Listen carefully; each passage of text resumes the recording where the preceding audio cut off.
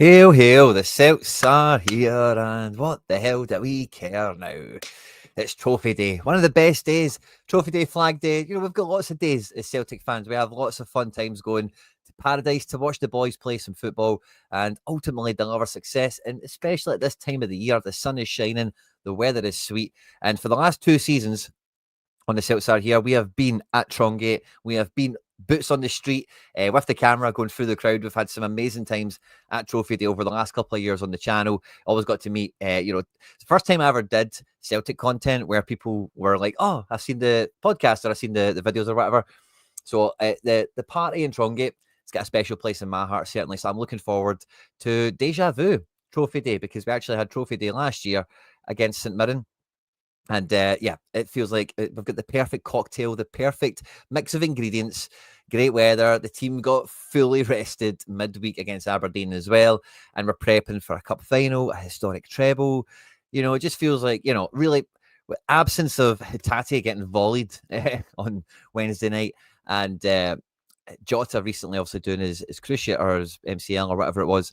You know, we really couldn't be in better nick overall coming into this one. So, fist bumps to you all that are joining us live and loud, by the way. Always love to see the people that catch this, any of the content we do when it's out live and loud. So love to see that. Thanks for all you guys that are subbed to the channel and have your notification bell on. And if you're watching this after we've been live as well, of course, fist bump to yourself. Please do hit the subscribe button, hit the notification bell so that you always get a wee alert, a wee notification when we go live. It's up to you whether you come and hang out or not.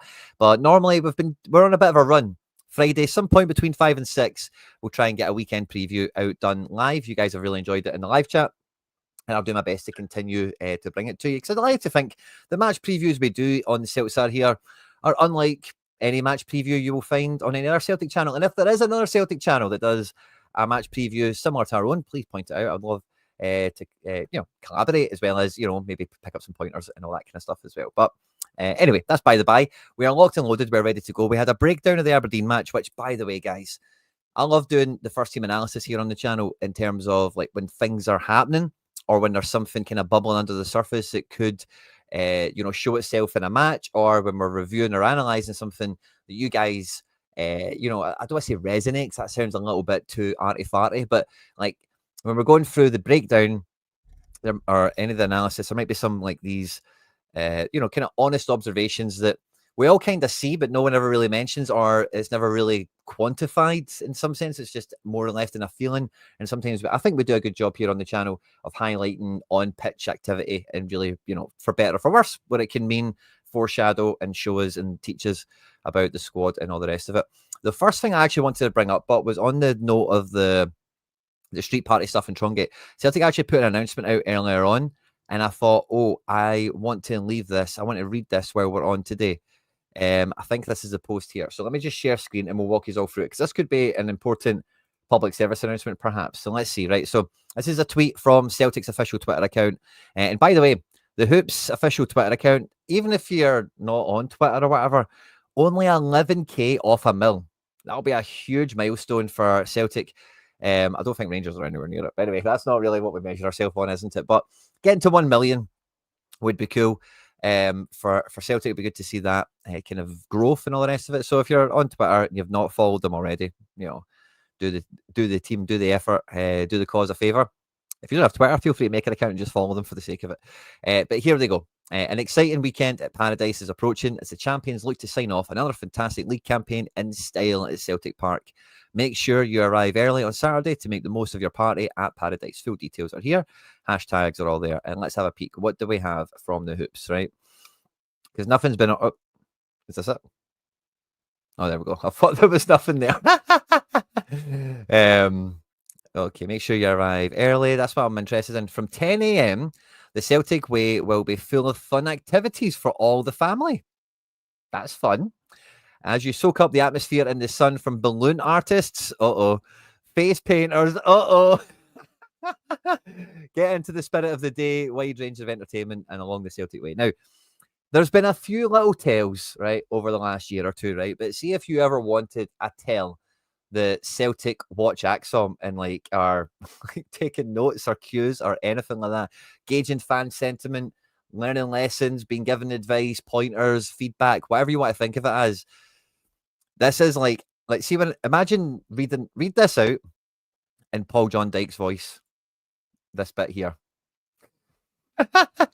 I know some of you guys in the chat check out Axum as well, but I think you'll see what I'm driving at there. It's not a big stretch. Brendan and the boys will arrive just before 11. So if you get there for 10, a wee bit of fun, get into position, soak up the sun, good family vibes. I'm sure there'll be a wee bit of pyro, maybe a wee bit of singing, but maybe we don't want everyone turning up wrecked right at that point. 10 a.m., 11 a.m., the boys are coming off the bus. I'm sure some people will be wrecked. That's fine. Don't get me wrong. But I think this is the vibe we're going for. It's like everyone, all the support can get involved in this and that kind of thing. So everything within moderation and whatever. Head to Celtic Way to give the champions a welcome they deserve. Collect their trophy and bring it back to paradise. At the end of the game, Brendan Rodgers made a good point of pointing that out in the press conferences. All this is, getting the trophy and the medals. It's post-match, As we gear up towards kickoff, in our spine-tingling rendition of You Never Walk Alone, pupils from primary school in Coatbridge will be pitchside providing sign language for the iconic anthem. So there'll be a walk-on pre-match that they're instigating. Interesting. Let's make some noise for the champions as they take to the park at 12:30 to a guard of honour, full display from Celtic fans to cheer the team on. Nice. Looking forward to this, by the way. Once the final whistle blows, it'll be celebration time, party time, trophy day. Celtic lift the 55th league title before the captain hoists the trophy. We recognise Forrest for his achievements, of course. Show your appreciation for the Celtic legend. He'll get a presentation at full time, so don't run out the stadium right away. After a phenomenal 38-game season, champions again, sold out Celtic Park, make the most of trophy day, and yada yada. So that's fun to see, isn't it? I thought that's me reading this live with you guys. So I thought there might have been some sort of intimation towards the Trongate thing because it's been quite, I don't want to say political, but it's been quite, it's been the council and all this stuff as well, isn't it? So I wasn't sure if they would say like stay out of Trongate or, anything like that. But no, it's just all about get to Parkhead super early. Get the faces painted, get the balloons out on the go, and welcome the boys off the bus and get set for it. So, yeah, that's good to see. All about that. Great effort from the Hoops. And we're coming off the back of a pretty, I kind of strolled into talking about this and strolled away from it for a minute there, but I really enjoyed doing the Aberdeen breakdown because there was so much meat on the bone of what we've seen from different players and insight into the manager's kind of hierarchy of players. Is some of the things that we can infer from what we've seen from Celtic in terms of how we play, who we play, all that kind of stuff. When this kind of thing happens, it really crystallizes the stuff that, I think he normally asks this guy to do this type of role or this type of role. Because when there's so much of the, let's just call it the second string, so I don't think it's the B team, it's all the first team, but it's like the second string, the guys that, aren't the best 11. Let's just, say it like that. Then the things that are very recognizable from the first string to the second string are like from the training ground. And check out the breakdown. We did it on the channel. We dropped it yesterday, I'm sure. A bunch of you have viewed it already. So thanks for all the support on that content if you haven't caught it already. But a resounding performance, fantastic squad effort in every way imaginable. Psychological warfare out of the hoo-ha from Brendan on this one. And it was actual like warfare, trench warfare from Aberdeen in terms of the agricultural tackling that we've seen all the way throughout this one. But for Trophy Day, we welcome St Mirren. And like I said earlier, it's deja vu because Trophy Day last year, we took on St Mirren. And just to refresh your memory, wow, look at that for a starting 11. Matt O'Reilly in midfield is a sight for sore eyes, of course. But Luis Palma, Anthony Ralston, Stephen Welsh, Joe Hart's final game as well, of course. Iwata off the bench, Benzo off the bench. I think that was obviously to give Hart his round of applause from the stadium. Which is all good. O'Hara with 2 goals. And guys, I had to double check this. It was Brendan that said it himself, but we only won this right at the squeaky end with Ralston for Palma. I don't recall the goal in particular right now as I speak to you, but I do actually remember that feeling of, this isn't quite party time. And like we give St Mirren a bucket of respect on this channel is being consistently one of the top 2 opponents we face normally within the last 3 years. This year, Hibs and Aberdeen have been worthy opponents in different ways as well. Aberdeen, the first half, the first game we played at Parkhead, they definitely gave us a real run for our money with a different tactical setup. Hibs have done something different with also a unique tactical setup. So we always give them their dues when it's due. But quite an unrecognisable team, and in some ways, and all the rest of it. And with St Mirren, it'll be quite similar again. They've got the same goalkeeper, a lot of the same team have remained in situ. And this will be the 4th time we've met in the league this year. The first time that we met this season, we went to their place, New St Mirren Park, I think we call it, and we won 3-0. Odenholm came off the bench in this one, Kuhn off the bench for a wee assist. And yeah, we started this season with Maeda, Forest, and Ida against St Mirren as well. But we started with this as like that was the main front three this season, as you might remember. Like Kuhn was starting and whatever, but Kuhn wasn't like he hadn't hit that kind of peak form by this stage. Solid defensive performance, a midfield of Bernardo, McGregor, Hatate. I think this maybe before the signing of Engels. It's possible since Odenholm caught minutes in this one. But 3 goals from the hoops. McGregor in the 3rd minute, Hatate in the 33rd, and then Alistair Johnson off the back of Nicholas Kuhn in the 71st. So quite a strong performance. Possession-wise, 76-24, 21 shots, 8 on target. A real dominant performance. The following match was actually the same scoreline, but this time it was at Paradise. So this will be a wee bit more deja vu, perhaps. A back four that could play tomorrow. Austin Trusty, Vickers and centre-back, the first choice full-backs, you would say. Oh, by the way, guys, isn't this a foreshadowing and a half? But Luke McKibben, Engels and McGregor. It's my midfield pick for the weekend. Let's get into that shortly. But then Kuhn starts this one over Forest, bags the double. Maeda and Ida again starts at this game. So Ida's had a fair amount of experience playing against St Mirren. I think I might have been at this match. I don't remember it too well. I need to really see highlights and stuff to remember games because the SPFL is absolute Groundhog Day. It really is. And then the last time we played them, we went to their place and we beat them 5-2, and it was quite a memorable game as well. Killian Phillips really popped up on my radar in this game, and overall, this was the Yang match, wasn't it? Schlupp with a great performance as well, probably his best game outside of the Bayern Munich match. But Yang off the bench, 2 goals and an assist. How could I forget? So we went 2-1 up at halftime. Engels penalty right on the stroke. They equalised right after the halftime break to make it 2-2. And then, it took Yang Gang to go and win the game for us, And this was quickly forgotten in the story of Yang. When was this? When was the date for this? Can we see this on this page, or do I need to go looking? Sorry, guys. Hay fever has literally just attacked me right as we've came on, and my eye is just dead rubby.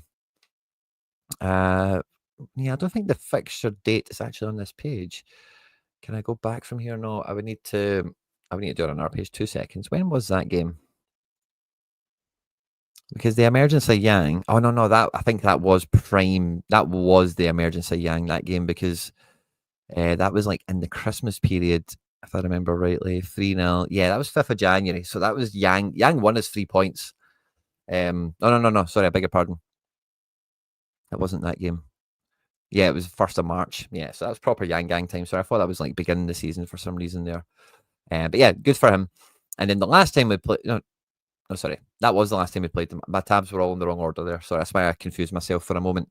But yeah, that was the last time we played them. Yang off the bench to win us the game. Jota as well. Doi, Johnny Kenny getting some minutes in this one. And this could be a very similar team to what we see actually play at the weekend. Now, Brendan was talking about getting the job done first. And actually, if you look at the table going into the last game of the season, 2 seconds, I've typed in the wrong thing. St Mirren have a lot to play for. Their season's not done at all. It might be trophy day for us, but it's definitely not trophy day for them. Far from it. And if we have a look at the table as it sits now, they're currently on 49 points. Now, you might know this or... sorry. The final game of the season is Aberdeen-Dundee United. And if Dundee United win, right, you've got to assume the goal difference swings in their favour. There's only 2 in it. So if they win 1-0, Aberdeen get out of jail just about maybe on goals scored, I think. Yeah. Goals for, Aberdeen will win it on goals scored probably if Dundee United win 1-0. But if Dundee United win by 2 goals, they swing the goal difference. They go into 4th. That's the difference between Europa and Conference League. So that's very valuable. But Aberdeen will be very charged up for this, despite getting ready for the Cup final all the same, because, Europa League and Conference League are very different. But if Dundee United don't pick up any points, if St Mirren get anything in this game, they will overtake Dundee United. So they, make no mistake about it, they are coming after us in this game. This is not going to be an easy ride, far from it. And as you can see on the side there, Dessers is now the top scorer in the division. Simon Murray in 3rd, by the way. The ginger Dyson. Got to give that guy a round of applause, by the way. But we're all talking about James Forrest coming into this game after accolades. McBride Ace, friend of the channel, has him projected to start alongside Nicholas Kuhn and Adam Ida, that familiar kind of pair against St Mirren we've seen already this year. alongside Luke McKeown coming in quite comfortably for the injured Tatate, who's been confirmed to miss the final 2 games of the season. Arne Engels returning from a midweek break. Callum McGregor substituted off 60, 70 minutes around. Midweek will be fit and firing. Cameron Carter-Vickers comes out of the cotton wool for this one. He comes back into the fray, back into the kitchen. Greg Taylor probably gets his send-off at Paradise. I don't see there being any place where he doesn't start this one. And Scales and Trusty, I've got as a real 50-50. We'll get into that in a little bit more detail in a minute. But this is a projected team we've got from McBride. And I think there's a lot of people kind of on consensus for this. But I do think, and we'll get to the projected team shortly, I'll drop some fist bumps to the live chat who are all here because it's popping off, it is firing. If you haven't done so already, please do smash the like button, guys. It just goes a long way to supporting the channel and helping YouTube find us some more Jungle Gyms to come in and join the live chat and preview the game with us here today, whether it be live or after we've been live.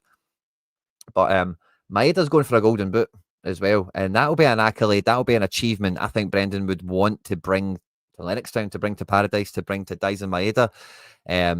So I don't see Maeda not starting this. Like, I know he's kind of not been totally fit and honest, but maybe he does come from the bench. We'll chat about that, like I keep saying.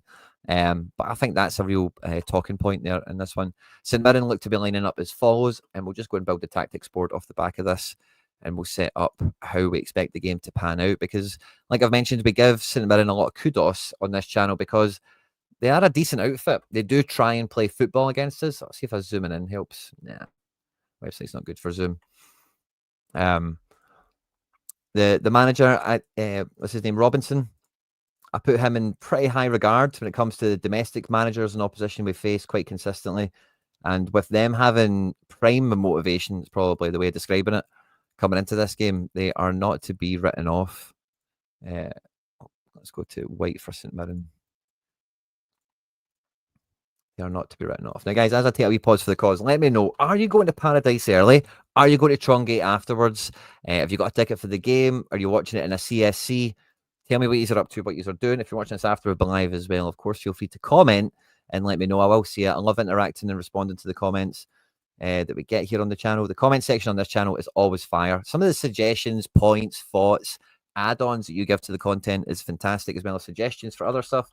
And even just, you know, adding your own sense of whatever's going on is always really interesting to read. And yeah, in the live chat or the comment section, guys, drop it in. The comment section opens when we're not live. So if you are live, you're only in the live chat. What you're saying, nobody will kind of ever see it again. So if you do want it to be seen alongside the video, you need to leave it in the comment section, which will open up, as I say, when the live broadcast, as it were, finishes.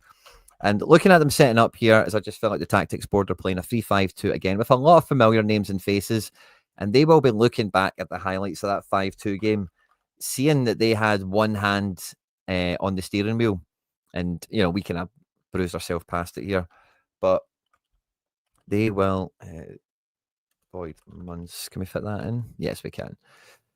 And I don't know that right winger. He's a new one on me. Or I don't recognise this picture there anyway. Alabiosu. I think maybe he played in that 5-2 game, but maybe wasn't that good, perhaps. Mandron. And the thing about St Mirren, they've actually lost their top guy. He's went to MLS, hasn't he? Didn't he go to Houston or someone shit like that? A young guy. What was his name again?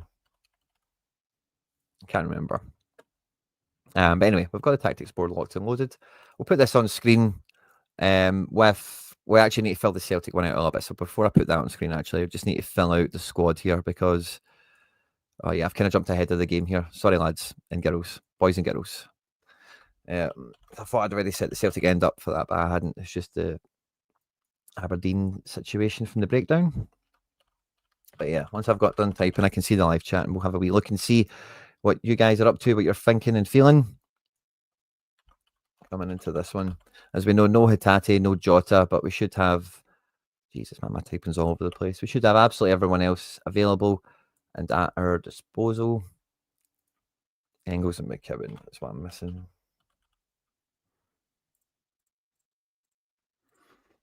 But yeah, looking forward to it. It should be a great weekend. Early kick-off Saturday, great weather, title party time.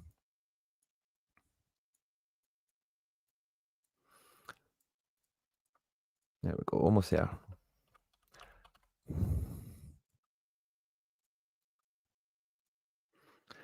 And yeah, let me know if you caught the breakdown. If you have any thoughts or feelings, add-ons, takeaways, anything from that?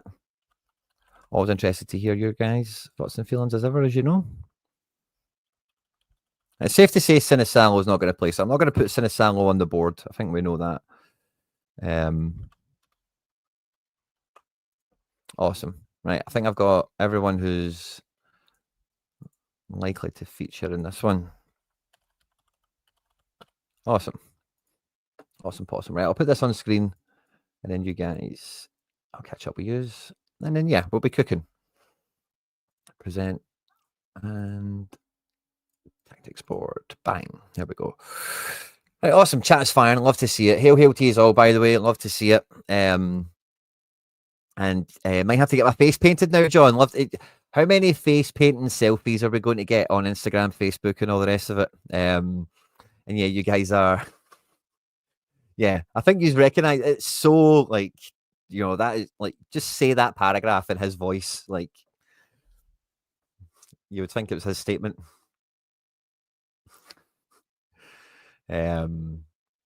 Yeah, it is good. It's very, very good that they're doing it. Very good that they've started to tune into Axon more regularly. And agreed upon that being a good idea. Patman, don't even joke about that. Don't even joke about that. All doing good and all the rest of it as well. 55, hail. 55 chat from us is just weird sounding, I think, you know. So I don't think we get anyone. Rangers are technically guaranteed Europa League group stage because of where they go into Champions League qualifying, but I think everyone else needs to actually qualify again. So if Rangers get pumped out of Champions League, they'll go straight into the group stage of Europa, I'm pretty sure. So let me just check the standings, and I can tell you for a fact. So yeah, everyone gets qualification. No one gets automatic for Conference League or Europa or Champions League, of course. But Rangers, by default, if they fall out, they're guaranteed. And the same could be true of Hibs, who are in third. Aberdeen cannot get third, so Hibs might have a better seeding or a better, situation with that. But yeah, it seems like Rangers are the only ones somewhat guaranteed some group stage football at this point. Maybe we are as well. Maybe if we drop out from, I think we would as well, wouldn't we? But I've seen them on a Europa League qualification chart alongside Bologna when they won the cup this midweek. But they've got, so I'm putting 2 together on that one. I might be getting 5, but is it 2 qualifiers for us? I think so. I think we have to play 4 matches. Maybe it's 2 matches, but like home and away, sort of thing. Okay. And so St Mirren, they want to get Europe, of course. Dundee United have been good. Don't get me wrong. I don't think, there's really not much between St Mirren and Dundee United, really, is there? So the table's quite accurate in that regard. Right, so for Celtic, where did the question mark start? It's not right back. It's Alistair Johnson. It's not goalkeeper. It's going to be Schmeichel. At left back, like, I don't see it being Schlupp, personally. Like, I think he might come onto the pitch if we want to give Taylor that Joe Hart, like, kind of send-off kind of thing. I don't know if that will be the case, but I think Taylor starts this one quite comfortably. Now, centre-back is a bit funny, right? Because Brendan Rodgers is known to be, and sorry if you're listening, Brendan, so I know you're a subscriber and a avid viewer of the content here on the channel, but he's a lying bastard. See the amount of times he said someone's in the team and they're not, or they're going to play and they don't? I've lost count, right? So CCV's been wrapped in cotton wool. He's back out of the cotton wool. He's ready to play. I think he will play, right? But see if Rocky played and Vickers wasn't even in the squad, I would not be surprised one bit if it was just a thing. But I don't think that's the case at all. I think this is trophy day. It's party time. If everyone's fit and available, this is where, like, the team that have done it, where possible, where available, obviously Kyogo's no longer in the building, never mind the injuries and whatever, is the team that leads us out. We're going to get a guard of honour. We're going to be singing Walk On with a big tifo all around the stadium and whatever. Brendan's going to send out the champions. He's going to send out the best 11 for this season that have done the hard yards and won the medals for the team, as it were. And that's got to be Carter Vickers for me. So I don't think Rocky comes back in. But one thing I'll kind of say as a footnote as we go to talk about Trusty and Scales, if you check out the breakdown we did from the Aberdeen game, it was very clear that Trusty was putting the Rocky on the ball. Now, normally, Trusty's played with Vickers, and Vickers gives the ball to Trusty to progress it up the pitch. So, Trusty not being a progressor and the Rocky being a progressor, as a mirror image and as like a second string kind of, picture here. Two Scales and Vickers. Scales is much better at progressing the ball than Trusty. Vickers is not. That's a left-sided progression. You've got a right-sided progression. That defence, by the way, if we can get Iroquois to be to the level that Scales and Trusty are at, kind of as an overall kind of defender for us, I don't think we need to buy any centre backs for a wee bit, by the way. All good ages, all good contracts, so that would be quite telling again. I think it was quite telling that Iroquois got the game midweek. I do say it, and I will say it again, maybe it was to help build the highlight reel for his agent. Scoring a goal won't hurt that. But again, we probably won't know until the fullness of time through the transfer window. If we keep Iroquois in the building and don't sign a centre back, Dane Murray will be coming back from injury. Seems to get injured a lot. And between Lagerbielke and Welsh, I think we know the door's open and they'll be trying to get themselves permanently transferred. But I think it's going to be Vickers. And because it's going to be Vickers, like Scales and Trusty this season has been 50-50 pretty much across the year for who's been better, who's been number one. So many ways. It's been nip and tuck. They've played well as a partnership on the odd occasion that's been required. Now, this will come down. This is funny, right? Because I do think Scales is going to be much better against this kind of physical attack that we're going to get, and these midfield runners who are a bit physical and, like strong, fast. And St Mirren are well coached and run into good spaces. I think Scales is a better 1v1 defender against these types of teams, but Trusty is your guy to defend coming back into space. If you're going to, I don't think that's overall all Trusty does. I think Trusty's a very good, him and Scales, there's not much in it. It is really kind of personal preference, I think, for the most part. But I think everyone would admit Scales is going to win you more stuff in the air. He's going to let less people get around him. And on the ball, he's a bit more confident. And Trusty is much quicker. That's kind of just, there's some things about the both of them we can agree. So if Rodgers thinks that there's going to be a turnover of play, or even that Taylor is going to be going walkies and they might have some pace coming down this side, he could go with Trusty. But that'll make it harder to play through the pitch potentially. And that's where you kind of want Scales. Scales can also, he can defend well, and he's good at defending with Taylor. They've kind of done it together. They know where each other is going to be and what sort of situations not to leave each other hanging for. So it's not as if he's a no-hoper in this situation. But I do think it's a real 50-50. I think I'm going to fall on the side of Scales Bucks. I just do think he's had a big year. He didn't start the midweek at all. He's been dropped a few times through just like no real reason, and then Trusty's got minutes, and fair enough, it is a squad game, and we've managed, I think, the defence actually really well across the season. But I think this is Scales' trophy day. The last thing I'll say that makes me think it could be Trusty is that if it is Trusty, as you'll see with the rest of the team, I fancy Engels and Ida to play. Would Brendan finish the season with the 3 new signings and kind of show like, the signings have worked out, kind of try and send that message out there in a way? Again, let me know your thoughts and feelings on that. It's only one qualifier, home and away. Brilliant, Tommy. Thanks for the intel. Sorry, Patman, I didn't see your question, buddy. I'm trying to keep up with the chat, but it's absolutely banging. And there's lots of you flying around there. 420, Paul McGuire, Tommy, all the guys. Good to see you all, as ever, of course. But yeah, I think this will be the defence. And if I think this season, what defence has won is the league, this is the back four I'm picking, is ultimately where I'll land my decision on. McGregor's going to play, as we know, captain supreme, and, has been minute managed over the last couple of games quite well.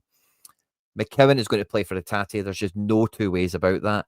But as you might have noticed in the Aberdeen game, McKeown didn't actually play on this side of the pitch. He actually played on this side of the pitch. Now, I've got a new appreciation for how two-footed McKeown is after Wednesday night against Aberdeen.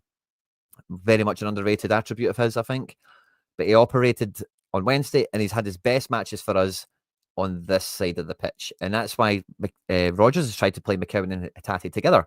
And McKeown's been on this side, had very good matches and all the rest of it. But I think Brendan is going to continue to keep McKeown on this side of the pitch, which, Bernardo, this is the first time he's played. I've not double-checked this, but I'm 99% certain of it. That was the first time he had played in that position for us from the start, certainly. And he really did look a fish out of water. Was quite proactive in defence, like went out and met the ball, turned over play quite well, don't get me wrong.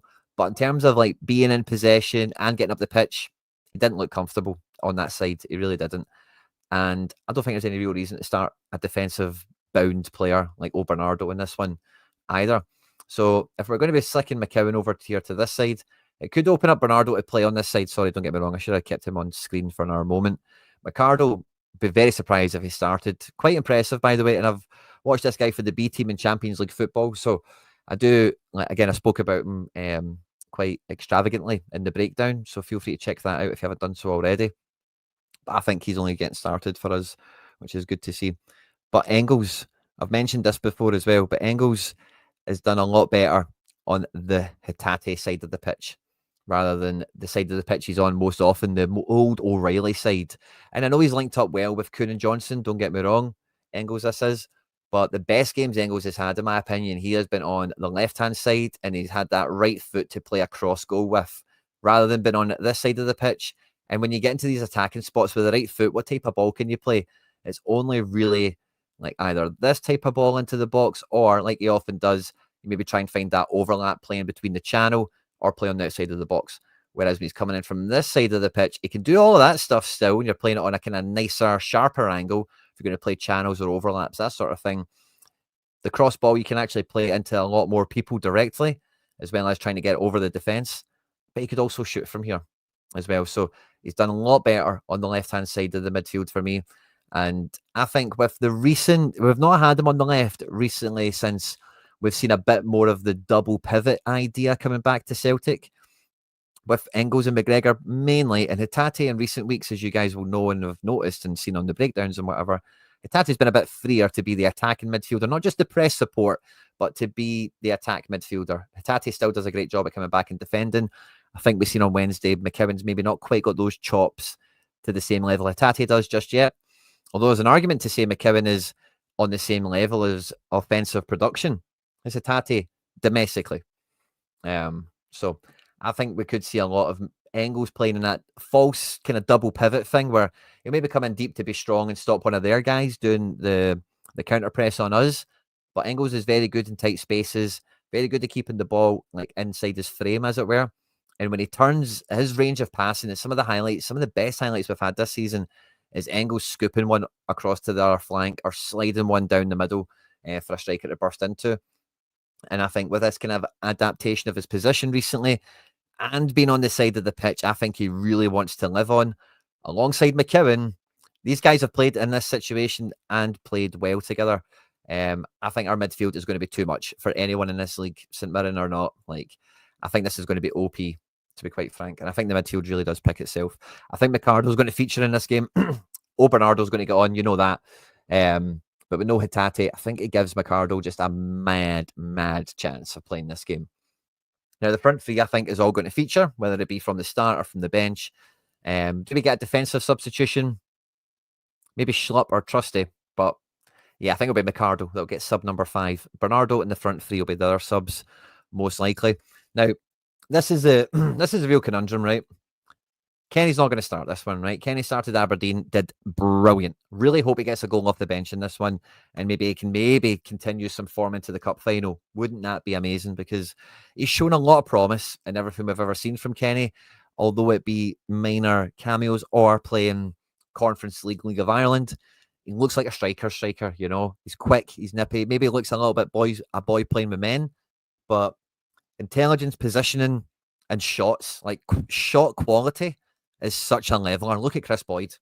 Been able to pull off the finish required, you know, where you are at that point, can make people professional footballers. Let's just have it right. You know, scoring goals is the hardest thing.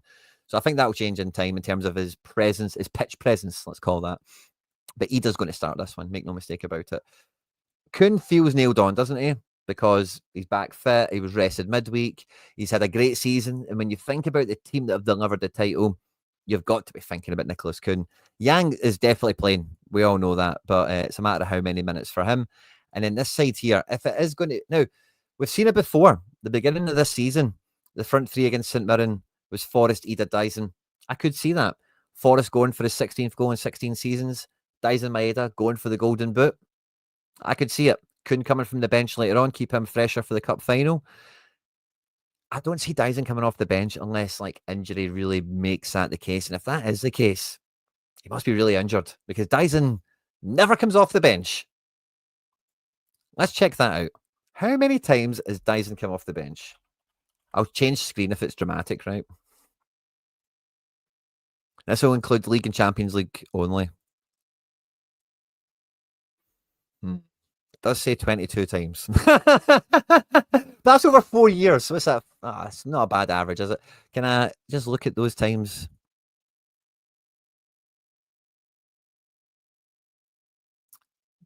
Yeah, I suppose he's come off the bench a few times, hasn't he? So what's year are we in? 24, 25. He's come off the bench this season. In February against Dundee United, December against St Johnstone. So that was when the fixture list was kind of hot and heavy. That was kind of minute management rather than returning from injury and all that. Like if Dyson's fit for the match, unless you're rotating him for Champions League and Cup stuff all the time, he plays. Yeah, I think that's kind of what I'm trying to say there. Not that he never comes on as a sub, but anyway. So I think I just don't see him coming off the bench. I just don't get it. But Brendan did say, like the journalist made the jokey question, do you give Forrest penalties and free kicks and everything? And Rodgers said, aye, you give him everything. So if you give him everything, surely you start him. And you say, James, you're going to go 90 minutes if needed to get this fucking thing done. you know? And if that's the case, he does. Dyson's going for a golden boot. Maybe Kuhn is the one that comes off the bench. So I think that's a distinct possibility. But what I think will happen will be Kuhn, Dyson, and Ida.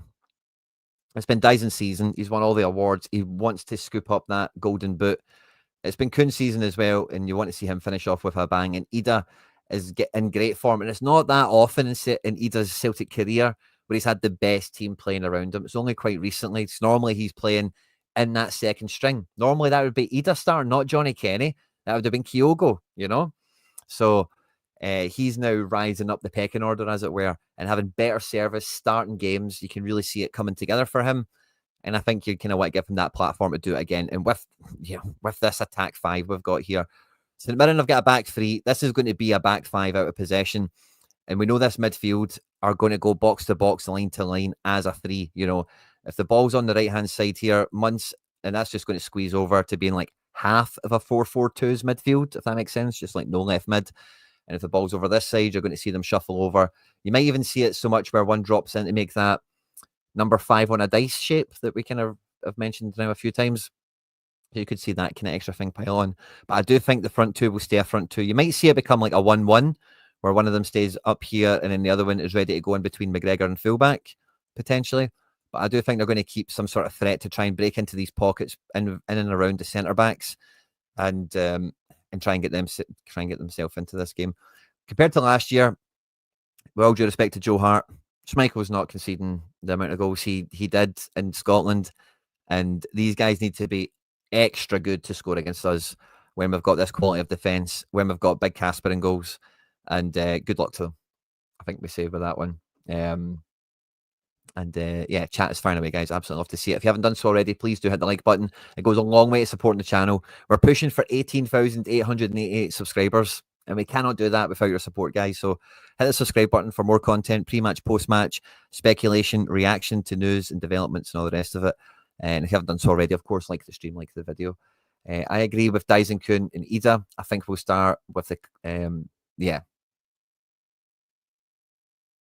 I think that's the kind of painting by numbers, because Rodgers said he went to the cup final and then he's reverse engineered the squad for the last like 4 matches, sort of thing. So he's not doing the whole cliche of you take one game at a time. He's actually said, I think it was pre-Aberdeen, or maybe who did we play at the weekend? Was it Hibs?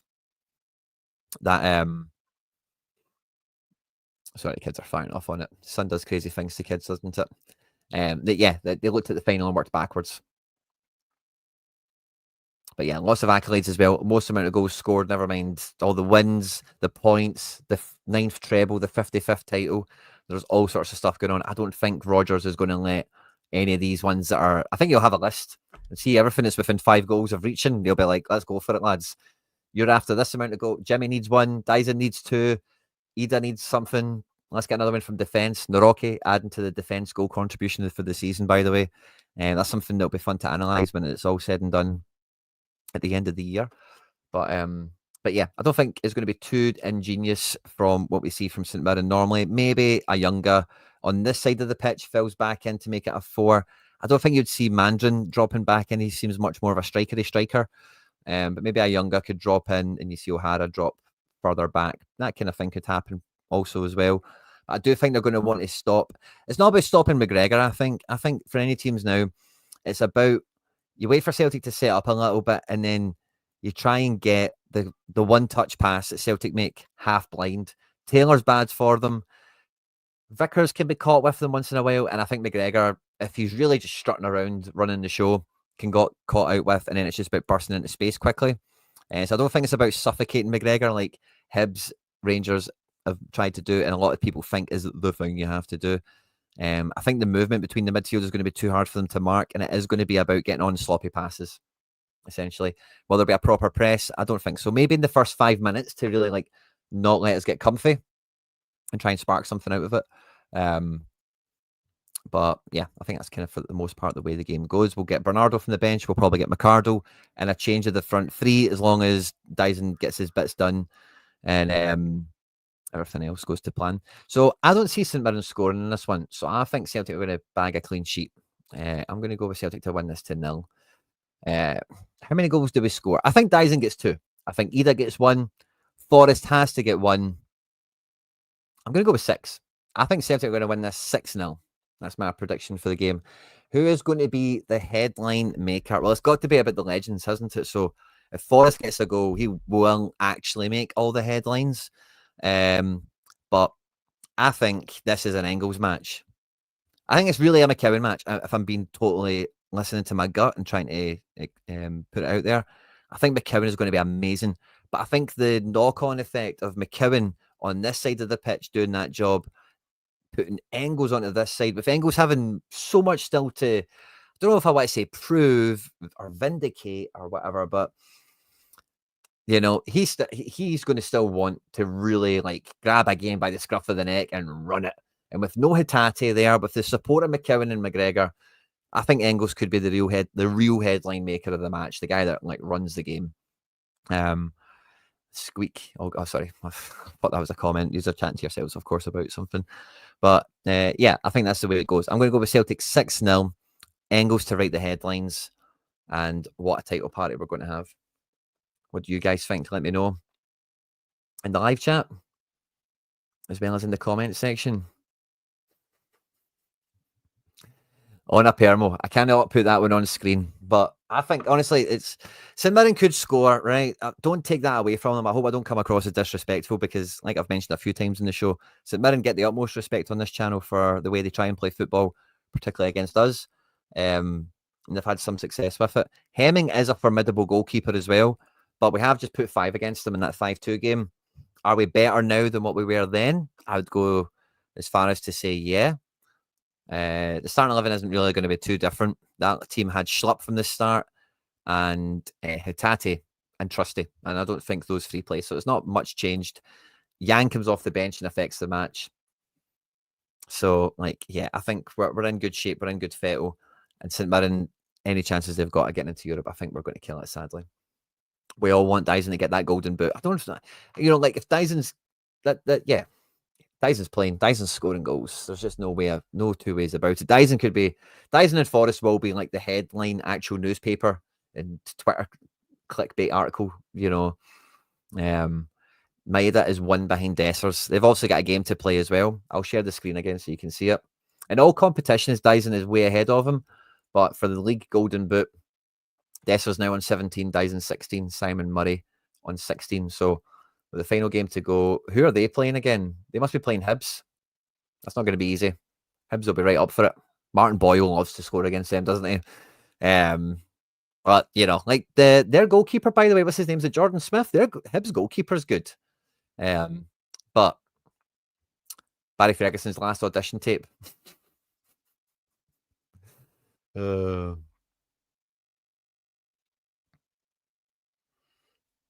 And thanks very much for the suggestion, 420 somewhere.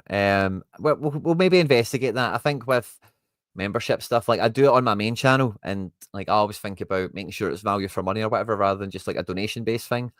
But definitely take it under consideration. Really appreciate the kind words there. And yeah, maybe we'll get something sorted. If there's any further suggestions about something you would like to see involved in such a thing, feel free to reach out or to put it in the chat or the comments section somewhere. We'll find it. Simon Murray. Is that what we call him? Like, put an accent on it. I like to just call him Ginger Dyson. Look at the picture here, by the way, as well. Oh, it's changed. It's changed. I was hoping it would just give us the little picture that's in that circle, but that picture looks like 12 years ago or something, back when he was 21 or whatever.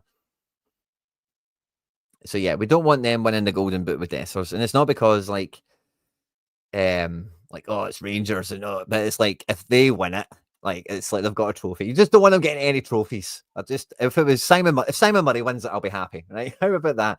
Really want Dyson to win it. But we just don't want them getting a trophy, you know what I mean? Yeah, exactly. We can't have that. Yeah, but that's like who's got the record? Is it Sam Allardyce? He's the best England manager of all time, 100% win record. Not quite as hollow as that, but it's not far off, is it?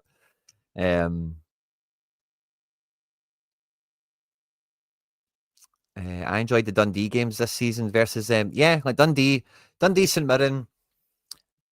I think Motherwell under Kettlewell have been good. The new manager, I don't think I've seen enough of, but I had a podcast with Tony Watts. Some of you guys might know that, some of you might not. Doesn't really run anymore. We had an episode actually like 2 months ago, but that was or maybe 6 weeks ago, but that was a kind of random one. But he says the new manager, like the manager they've got in from Austria or whatever, is top notch. So we'll see what he's all about. But Robinson, St Mirren, Dundee. Who is their manager again? I forget his name right now. It's an Irish lad, isn't it? I've forgotten it. But yeah, he's been good. Hibs, Aberdeen get their credit in their own ways, but I think Dundee, St Mirren, Kettlewell's Motherwell. I've had interesting. Maybe I'm actually thinking about Stephen Robinson's Motherwell. By the way, I may be thinking about Stephen Robinson's Motherwell.